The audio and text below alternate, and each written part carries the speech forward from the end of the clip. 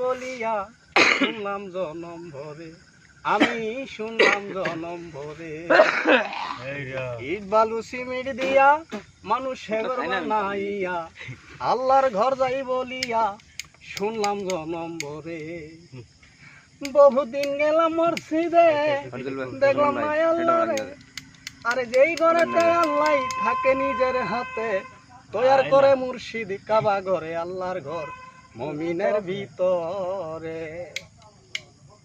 আল্লাহর নামে সিন্নি করে নিয়ে যায় মসজিদের ঘরে, মুসল্লিকে বাদ করে দেয় নামাজ আদায় করে, ও ভাই মা নামাজ আদায় করে।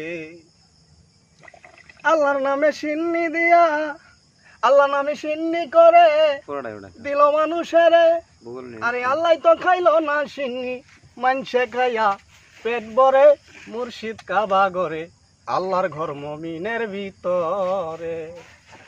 আল্লাহর ঘর নদীয়ে ভাঙ্গে না, তুফানে উড়াইয়া নেয় না, আল্লাহর ঘর বৃষ্টিয়ে ভিজে না, রই দে নাহি পুরে, ও ভাই রই দে নাহি পুরে। ইন্দুরার তেলি চূড়া কাটিতে না পারে, ওরে ভোলা মন মন রে, ইন্দুরার তেলি চূড়াই কাটিতে না পারে। বাউল আকরামে কয় আল্লাহর ঘর সে কথা বলবে রুজ হাসরে, মুর্শিদ কাবা ঘরে আল্লাহর ঘর মুমিনের ভিতরে। পাক্কা করে দান করিলে পাকাই কি আর দুয়া করে, মুর্শিদ কাবা ঘরে আল্লাহর ঘর মুমিনের ভিতরে। আহা মুমিনের ভিতরে। হ্যালো।